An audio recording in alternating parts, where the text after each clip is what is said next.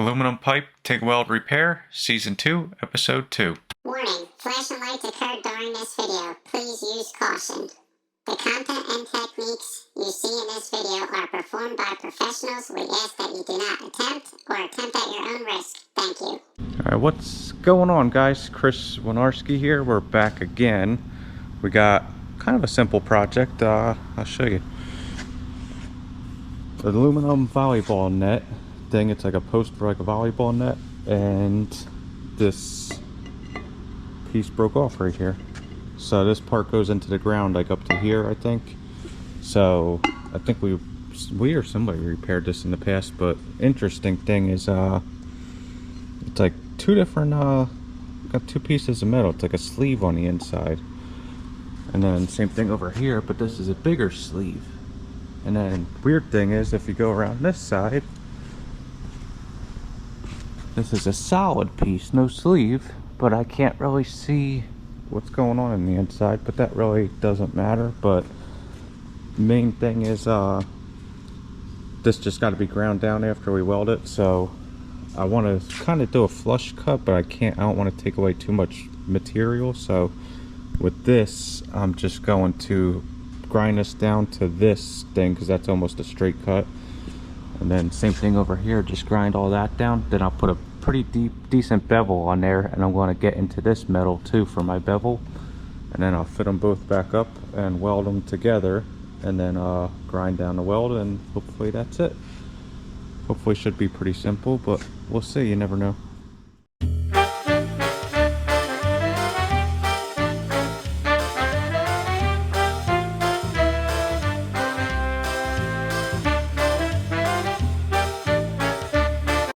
Alright guys, ready to start grinding it. I got my safety stuff on, face shield and everything, just good to have. But I'm going to be using just regular grinder with a flapper wheel. I just like to mark my flapper wheels stainless steel, and I use that for aluminum and stainless, and I don't mix it with black iron or steel, carbon steel. And I don't know what grit this is, it's like 40 or 60 grit. So just gonna use that, and that should be pretty good.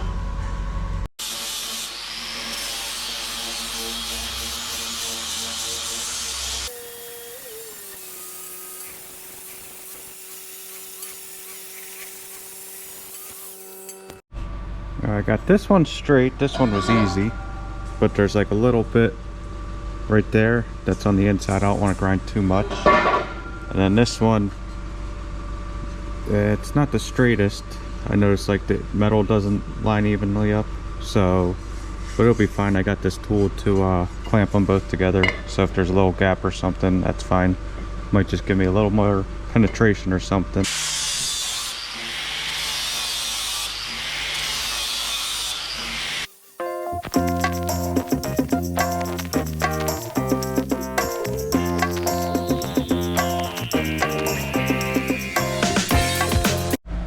Alright, gonna use my little sander thing to clean up the inside a little.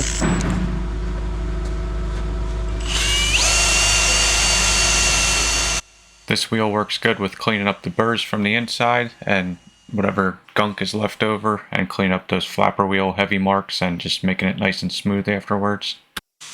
Now I kind of just realized that the pipe has been anodized, so I just want to go back over it with this flapper wheel and just take some more of the anodized coating back a little farther and make sure it's nice and clean so it doesn't get in my weld puddle when I start welding it. Got a nice deep bevel on here, almost 100% bevel, or like a sharp bevel for almost 100% penetration, and after it fits up we should get close to 100% penetration, or really good. Now we're using this Rigid Tools pipe clamp to help clamp everything together. Works from like 4-inch pipe to 6 or 8-inch pipe. Works pretty good.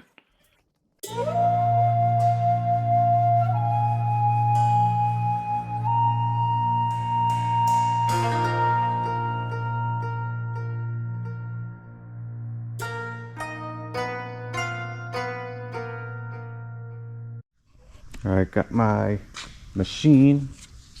Just using this is a regular water cooled 20 style torch, CK, that don't matter, but standard collet body, instead of a gas lens, and an 1/8 inch tungsten. I think it's 2% lanthanated blue.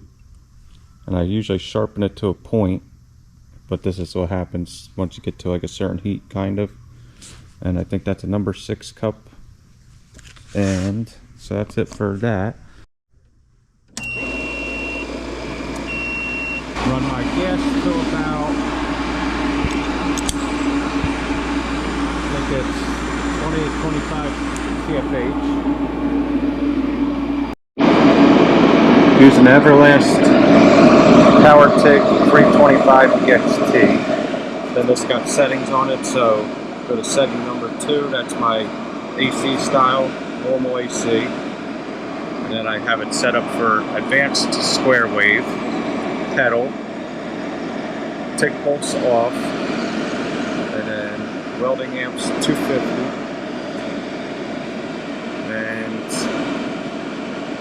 AC frequency 110, AC balance 40% EP, that would be 60% EN on like a Miller or something, downslope none, end amps 10, because that's the lowest it goes to, post flow like 6.5 to 10 seconds, somewhere around there.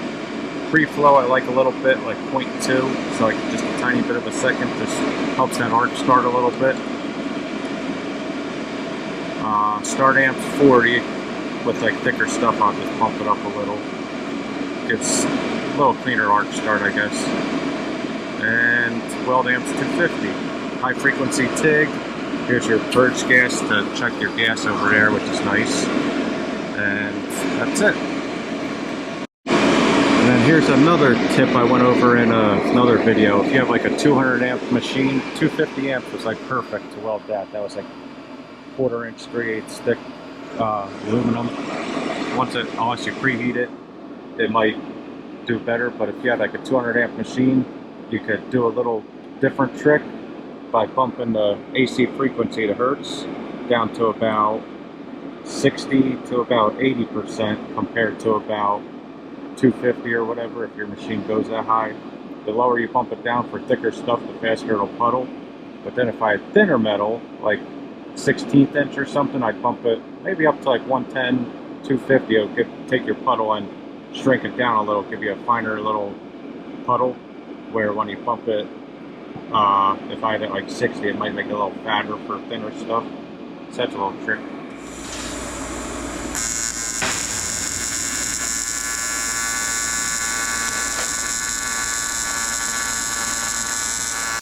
Just putting some tacks on here. I like to put a little heavier tacks on aluminum just so they don't break a little easier, but I like to put 4 at 12 o'clock, 3 o'clock, 6 o'clock, and 9 o'clock, and then 4 more in between all those.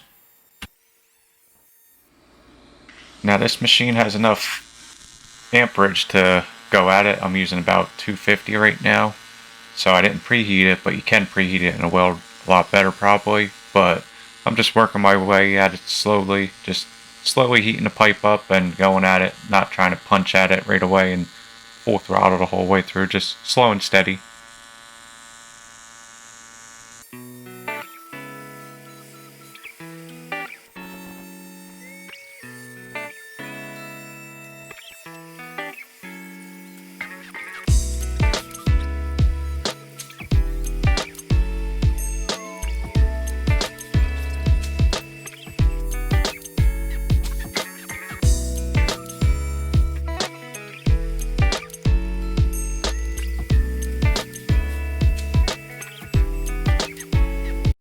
Alright, first pass in, that was 3/32 wire, 250 amps, pretty good.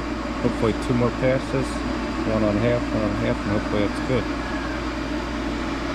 I had to fill in these little, that was a hole right there, and a hole right there, those little tap holes, and that should be good. Had to get some pictures and videos for the old Instagram there.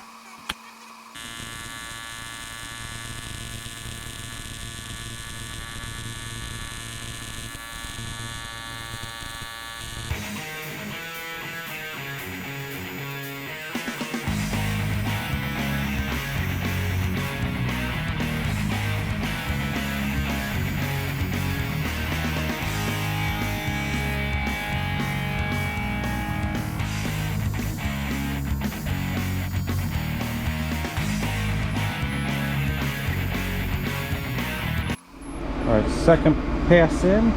I just stayed on like the corner, like from here to here, but on this side. And I went around, so I'll do one more in the middle and maybe one more there, because I don't think I'll get it all in one more pass. That should be pretty good.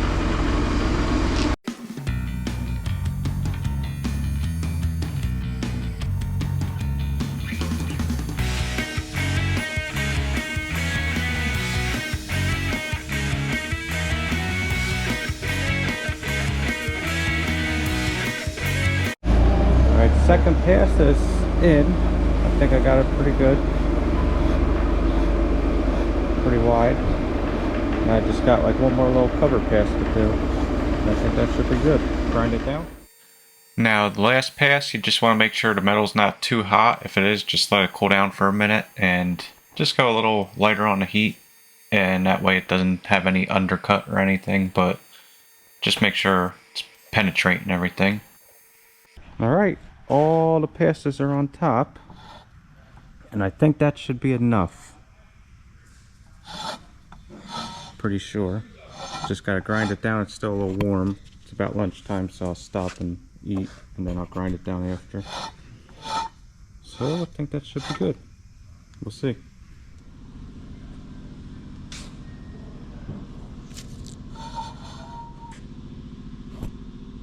Alright, time to grind the welds down. I'm using right now one of these white rocks. It's a Type 27 Max Flex, they call it. I don't know what. Rex Cut Abrasives, that's where this is from. But these work pretty good. A little pricey, like $7 or so, but it's like in between a black rock and like a flapper wheel, and it works pretty good on aluminum. Eats it away pretty good and doesn't clog up. So I'll hit it with that first, get most of it, then I'll go over it with this, and then maybe a Scotch-Brite after. Alright, make sure to wear your safety equipment, PPE and everything, face shield, eyeglasses. I wear the welder's cap just to get the stuff out of my hair and stuff, and earplugs. Just good to take care of yourself. It may be common sense to everybody, but just let the grinder do the work. Don't muscle your way into it and try taking that weld off immediately. And just go slow and steady with it, kind of rotate it a little if you have pipe like this. And then once, I'll leave a little bit of weld left on there, and then I'll hit it with the flapper wheel after.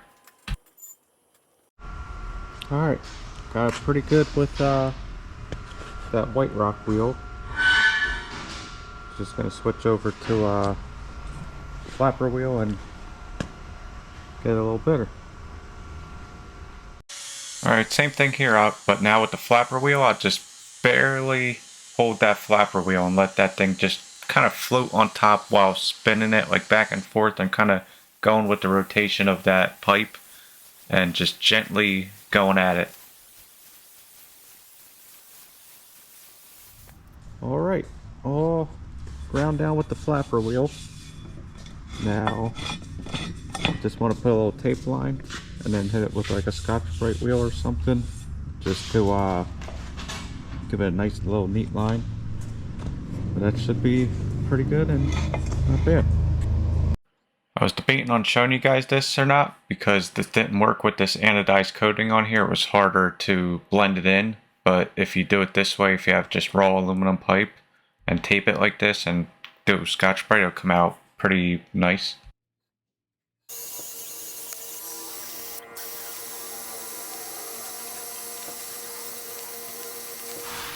Alright, all done.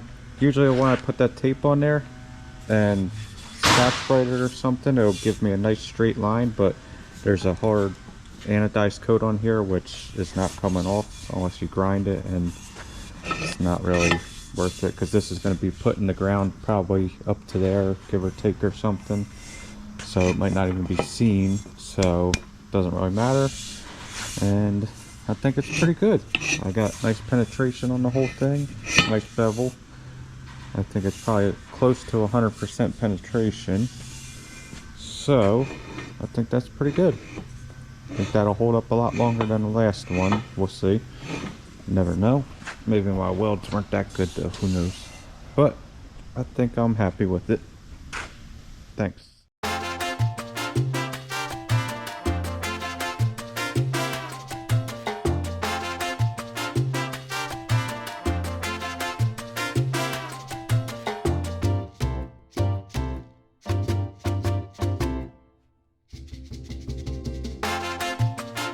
Alright, thank you everybody. Stay in touch with you guys on the next one, and hope you enjoyed. Sergio says for everybody give it a like too. And what is it? Comment, subscribe? Comment and subscribe. Or dislike, right? Dislike or like. Thank you for watching. Feel free to like, dislike, comment, and subscribe. Check out my Instagram where I post more often at Chris Winarski. See you on the next one.